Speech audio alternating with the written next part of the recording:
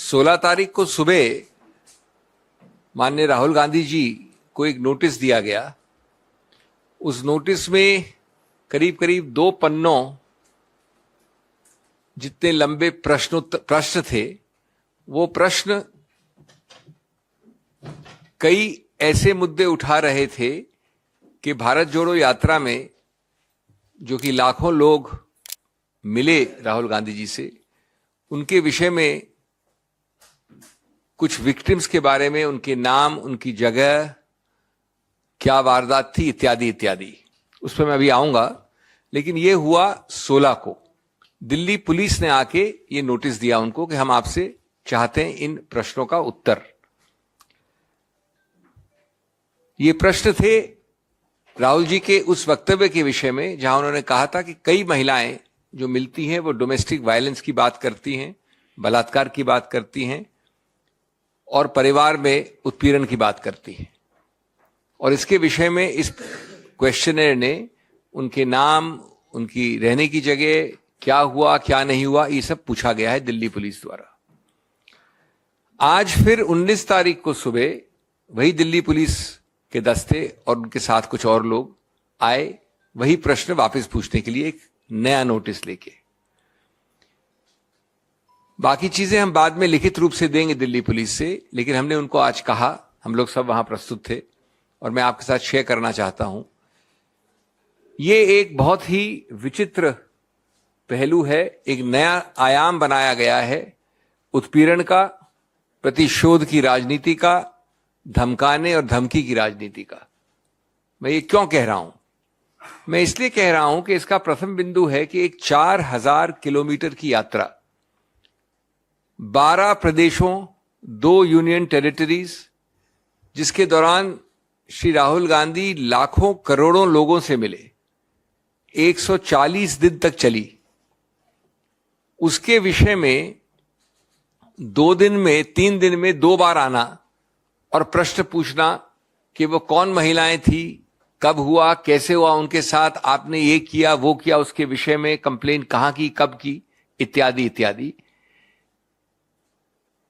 हमको सबको लगा और हमने पुलिस दस्ते से भी कहा कि जरा बताएंगे कृपा कि आपने कितनी ऐसी राजनीतिक अभियानों के विषय में ऐसे प्रश्न पूछे हैं, सत्तारूढ़ पार्टी से विशेष रूप से या किसी और अभियान और यात्रा के विषय में।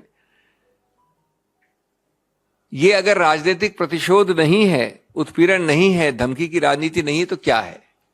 दूसरा, जैसा आप जानते हैं कि जब लीडर एक राजनीतिक अभियान करते हैं तो हर पक्ष के लाखों लोग उनके सामने आते हैं। कई की अलग अलग कंप्लेंट्स होती हैं, कई के अलग अलग दस्तावेज होते हैं, कई के अलग अलग भावनाएं होती हैं। उन सबको सुनना पड़ता है और जहां संभव होता है वहां पर जो लोग चल रहे होते हैं साथ, उनको कहा जाता है कि आप ध्यान दें इसमें। कोई भी लीडर हर इंडिविजुअल कंप्लेंट के विषय में यात्रा रोककर कोई एक्शन नहीं लेता है, न लेना संभव है, न ये किसी के दिमाग में भी आता है। और न आज तक मैं समझता हूं 70 वर्ष 75 वर्ष में, भारतवर्ष में इस प्रकार के बेहुदे प्रश्न किसी सरकार या किसी पुलिस फोर्स ने पूछे हैं किसी अभियान, किसी लीडर से। तीसरा पहलू जिस वक्तव्य का संज्ञान लिया गया है इस क्वेश्चनर में, वो 30 जनवरी के श्रीनगर के वक्तव्य के बारे में कहा गया है। तो 30 जनवरी के श्रीनगर के वक्तव्य के बारे में दिल्ली पुलिस अभी लगता है जगी है 45 दिन बाद। और 45 दिन सुप्त होने के बाद और इतने दूरी के बाद, जगने के बाद, दिन 2 बार 3 दिन के अंदर पहुंच गई है। अब बहुत ज्यादा जल्दी है उनको। 45 दिन तक कोई प्रश्न नहीं, कुछ नहीं। ये तो आप ही निर्णय ले सकते हैं कि ये अचानक इतनी ज्यादा अलर्टनेस और गति और दिशा कैसे मिल गई दिल्ली पुलिस को। क्या वो राहुल गांधी जी के प्रश्नों से जो पार्लियामेंट में वो करते हैं, उनके संबोधनों से, उनके भाषणों से, या जो आजकल एक विशेष फोकस राहुल गांधी जी के ऊपर है सरकार का, उस कारण से, जो वो डिफिकल्ट अनकंफर्टेबल प्रश्न पूछते हैं उस कारण से ये अचानक दिल्ली पुलिस पहुंच गई है 45 दिन बाद। और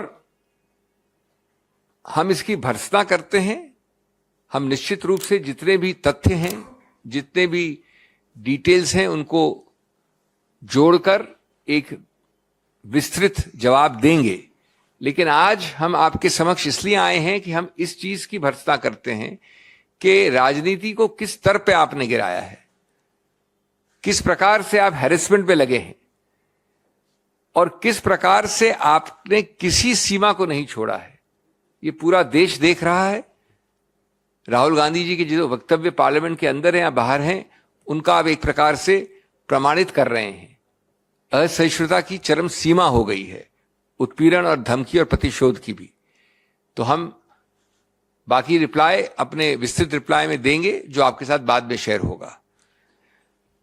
friends, I want to very briefly tell you that of course a lot of strange things happen day in and day out with this government, but this is one of the most bizarre things which we have seen in the last few days and today morning. On 16th morning, Shri Rahul Gandhi was served with a notice by Delhi police, and I forgot to mention in Hindi, which I am saying now, that all of this relates to a speech in Jammu and Kashmir and mostly probably events outside of Delhi, in respect to which Delhi police has suddenly assumed jurisdiction. The Delhi police notice of 16th of March asked a 2-page long list of questions from Shri Rahul Gandhi about his comments on 30th January in Jammu and Kashmir, about women along the march who had come and complained to him about domestic violence, about molestation, about harassment at different parts and different times. The questionnaire asks details of these women, places, dates, etc., etc. On 16th, the police team which came was told and went back satisfied that such amount of details required will take a minimum of 7 to 10 days. And there was no protest on that time period. Today, therefore, we were even more astonished when 2 days later, on 19th today morning, the same police team with some additional persons landed up again with the similar questions and similar questionnaire. Friends, there are 4 or 5 facets here which need underlining and and the attention of the nation through you. Firstly, for a 4,000 kilometer, 12 state, 2 union territory, approximately 140-day yatra, a political campaign, where Shri Rahul Gandhi interacted with lakhs and crores of people of diverse nature, lakhs and lakhs of people. He is asked questions about those women who had allegedly complained to him about molestation or domestic violence, etc., and asked to give dates, places, details. We will, of course, collect and collate all data and revert in the shortest time available. But that is not the point. The point is that has it ever been true in India of 75 years that such kind of questions are asked about a political abhiyan, a political yatra from any other political party, most importantly the ruling party? It is unprecedented, unheard of, and smacks of the worst kind of pettiness. Second, as we all know, such campaigns involve a diverse cross-section of people who join the campaign on an ad hoc basis and air several diverse grievances of all kinds, men, women, and the grievances are listened to with sympathy, and where possible it is passed on to the people walking along, or they are advised to take appropriate action. I don't think any political leader in a campaign is expected to stop instantly and seek recourse to law on the basis of the several interactions and complaints and things told to him during the campaign. That is why we are very clear that it smacks of the worst kind of political vendetta, harassment, the politics of threat, intimidation. Fourthly, the Delhi police, which appears to suffer from a complete lack of jurisdiction, at least for the present till we collate the details, seems to have woken up at least 45 days after the 30th of January Jammu and Kashmir speech at Srinagar, which is quoted in the questionnaire sent to Sri Rahul Gandhi. For 45 days, the Delhi police had no problem. And now, on the 16th, having agreed with Sri Rahul Gandhi's request for about 10 days to respond, they land up again today morning.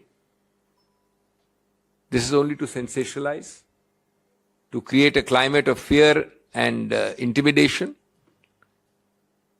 And the urgency is hyper now after having waited for 45 days. I don't think anybody needs to have any great analytical abilities to realize that this can have but no other relation than to Rahul Gandhi's deep, unanswerable questioning of the government on its several faults and failures, whether inside or outside Parliament. This can have no other connection except a sudden special affection and focus on Sri Rahul Gandhi by the ruling dispensation in the last few weeks. But this plumbs the depths of pettiness even by the dismal and abysmal standards of this vindictive government. I do not think that we have seen this kind of politics in India ever, irrespective of political color. We therefore condemn it. We will of course have detailed replies, factually, but we want to bring to the attention of the nation that this is completely unheard of in India, but it is completely expected of the ruling dispensation. शुक्रिया। अशोक गहलोत जी।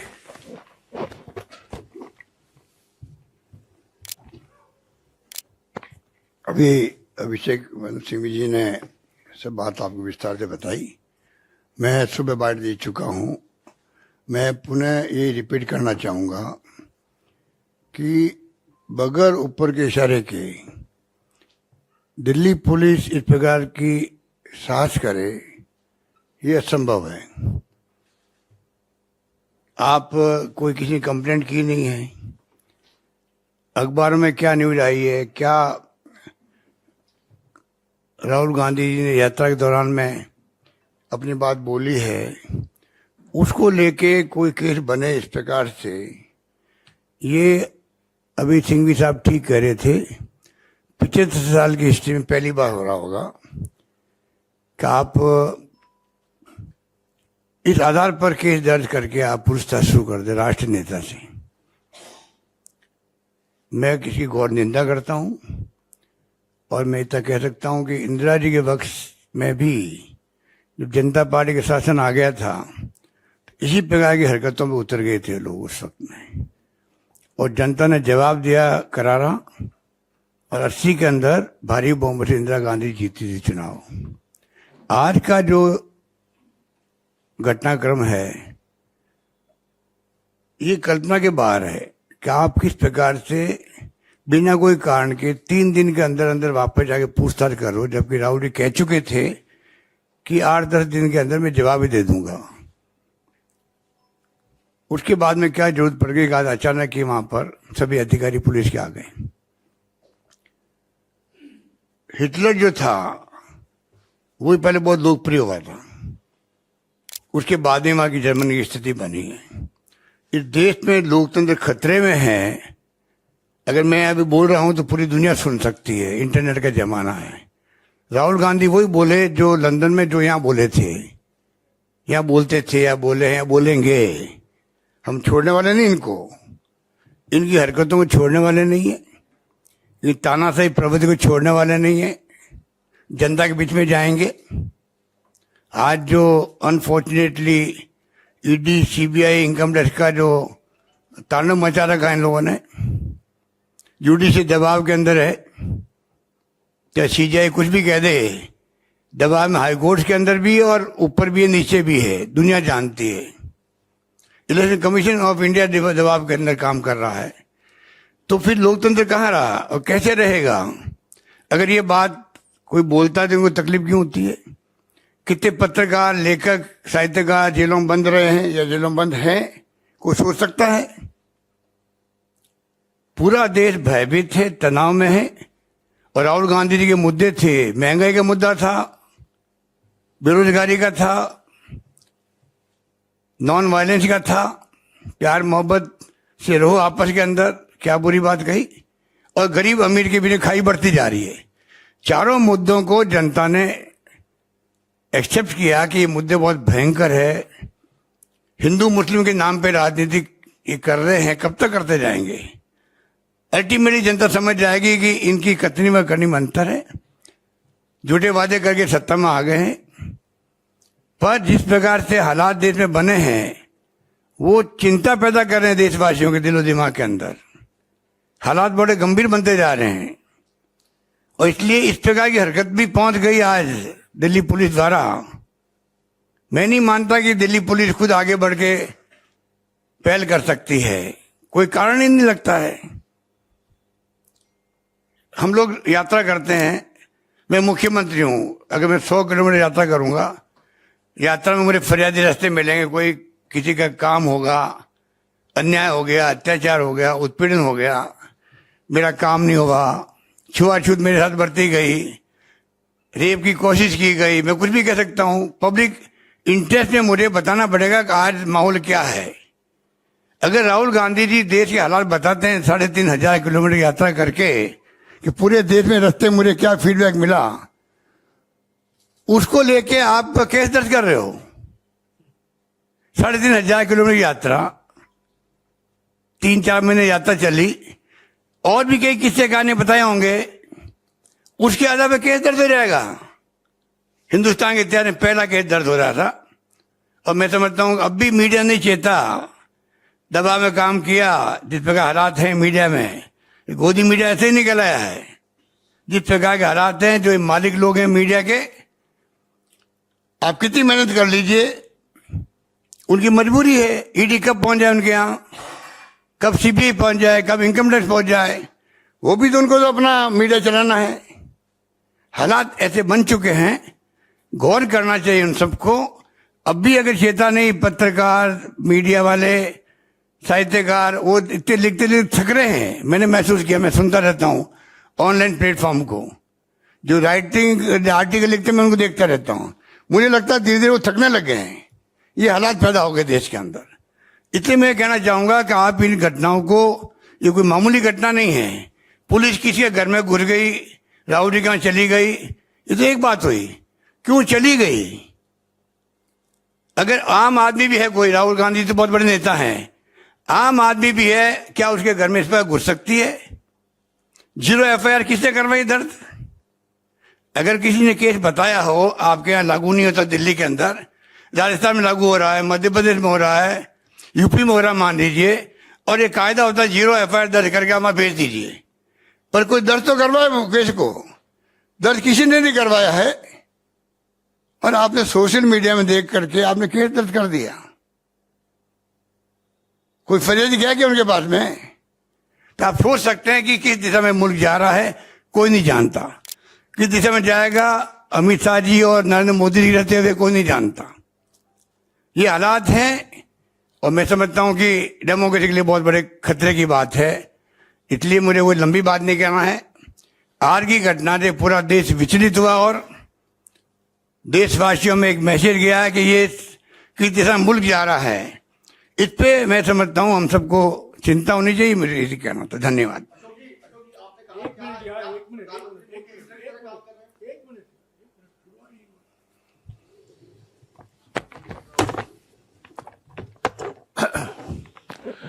साथियों, अभिषेक सिंघवी जी ने और अशोक गहलोत जी ने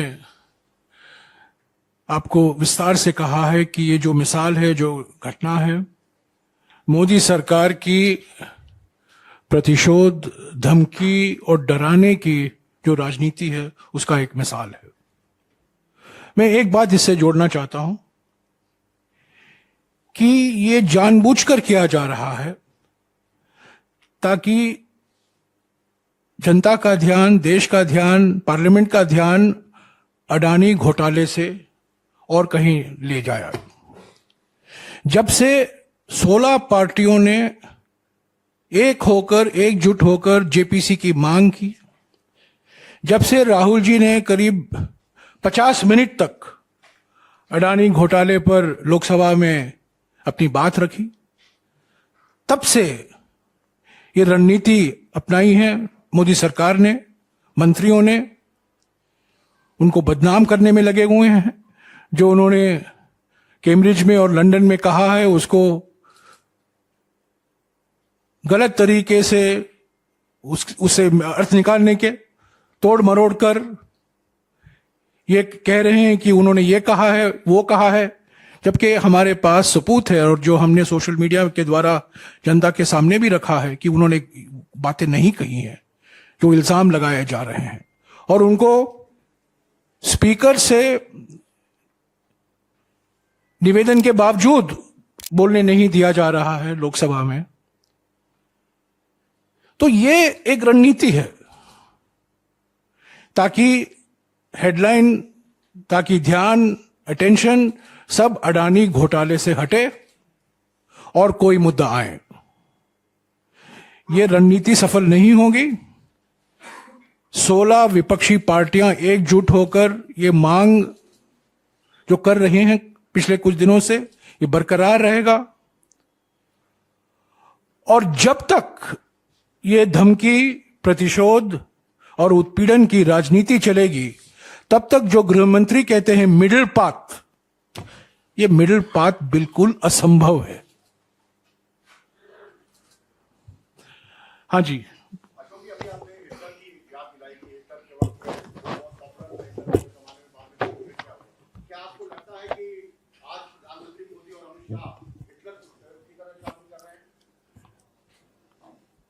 जो हालात बने हैं 9 साल के अंदर, जिस रूप में कानून का राज लगता आपको,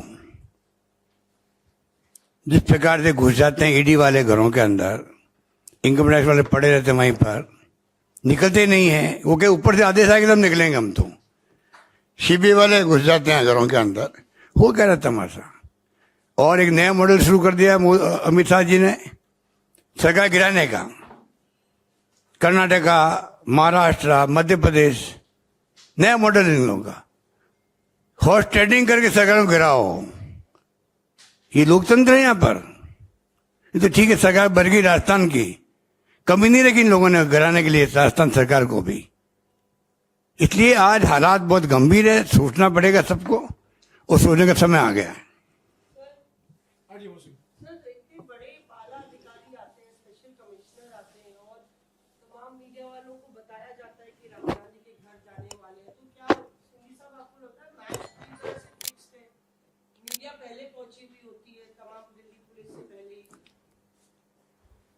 जाहिर है दिल्ली पुलिस का प्राथमिक दृष्टि से इसमें कोई अधिकार क्षेत्र भी नहीं बनता है।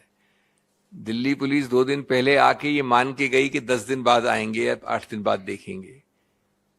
अब आपने बाकी जो उदाहरण दिए उन सबके साथ दूसरी बार 3 दिन में पहुंच गई है। उनको मालूम है कि ऐसी यात्रा के विषय में ऐसे प्रश्न नहीं पूछ सकते, और अगर पूछें तो पर्याप्त समय देना पड़ेगा। उनको ये भी पूरी तरह से मालूम है कि जो उन्होंने खुद लिखा है वो 45 दिन पहले की घटना है। तो मैं समझता हूं कि इसमें प्रतिशोध के अलावा कोई कारण हो ही नहीं सकता, और ऊपर से इंस्ट्रक्शंस आए हैं। मैं कोई स्पेशल कमिश्नर के बारे में थोड़ी कह रहा हूं, मैं किसी कांस्टेबल के बारे में थोड़ी कह रहा हूं। ये तो सीधे ऊपर से इंस्ट्रक्शन आते हैं। मैं तो उनकी गलती भी नहीं मानता, जब गलती तो उनकी है जो उनके मास्टर्स हैं।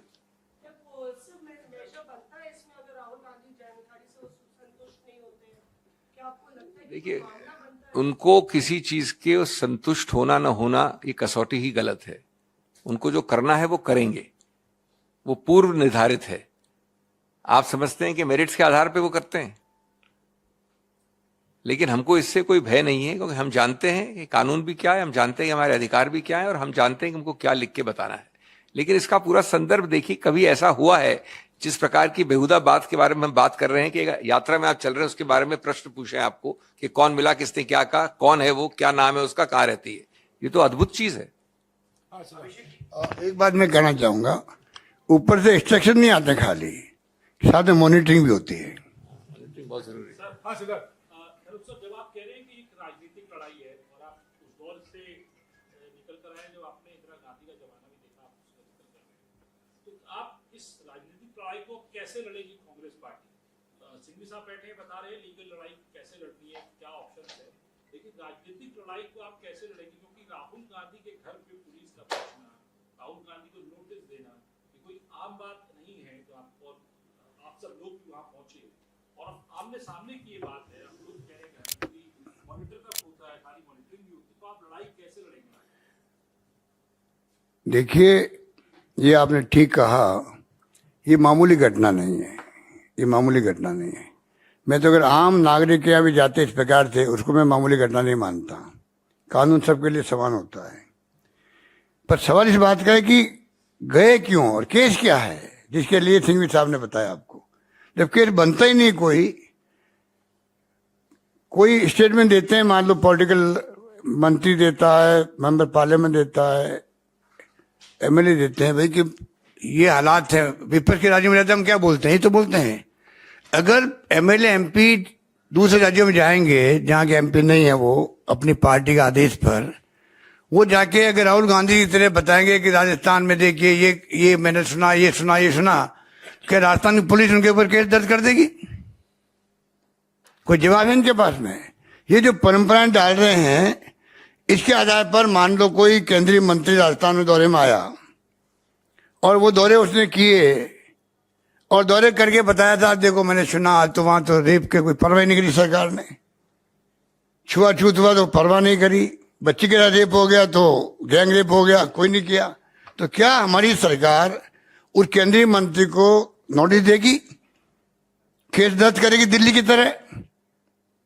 बताइए वो कौन लेडी आपको मिली, कहाँ मिली थी, कितने बजे मिली थी, क्या नाम था उसका? ये परंपराएं डाल रहे हैं, ये इसमें खुद में फंसेंगे लोग। अभिषेक जी, आप एक सीनियर वकील हैं, लीगल पॉइंट पे आपसे रोशनी चाहेंगे। अगर कोई व्यक्ति किसी पॉलिटिकल इशू से मिलकर शिकायत करती है, जैसा कि इस मामले में हुआ है, तो क्या उसकी आइडेंटिटी खोलने के लिए क्या वो पॉलिटिकल रिलेशन बाध्य है? देखिए, पहला लीगल एक संदर्भ में होता है। इस प्रश्न का उत्तर मैंने अभी दिया और इसके तुरंत बाद अशोक जी ने दिया। संदर्भ क्या है? संदर्भ है एक पॉलिटिकल राजनीतिक अभियान। संदर्भ ये नहीं है कि आप एक तहकीकात वाले अफसर हैं या आप घर में बैठे हैं और घर में आपके आके किसी ने खुलासा किया कि ए को रेप बी ने किया है और इस तारीख को हुआ, और आप उसका संज्ञान लेते हैं और चुप बैठ जाते हैं। एक यात्रा में आरोपित, अब सच्चाई क्या है अभी तो सिर्फ एक क्वेश्चनर आया है, लेकिन पुलिस का ये कहना है कि जिसने आके आपको क्या पूछा, क्या बताया, कौन है, ये यात्रा के संदर्भ में तो कभी कोई कानून, कोई भी नहीं कोई कानून कह सकता कि कोई यात्रा कर रहा है व्यक्ति तो वो कोई गलत काम या गैर कानूनी काम कर रहा है। अगर वो यात्रा तुरंत रोक कर सबसे निकटतम पुलिस स्टेशन में जाके दर्ज नहीं करवाया एफआईआर, ये कभी सुना आपने? ये तो आपका कॉमन सेंस ही बताता है आपको। और दूसरा, ये तो सिर्फ बहाने निकाले जा रहे हैं हैरेसमेंट के, प्रतिशोध के, उत्पीड़न के, और तीसरा उसके लिए समय नहीं दिया जा रहा है। ये दूसरे बार 3 दिन में आना, जैसा उन्होंने कहा कैमराज और कमिश्नर और ये और वो, ये सब सिर्फ एक माहौल बनाने के लिए, हैरेसमेंट, धमकी, भय इत्यादि। तो संदर्भ देखना जरूरी है, कानूनी सिर्फ नहीं होता, संदर्भ में होता है वो।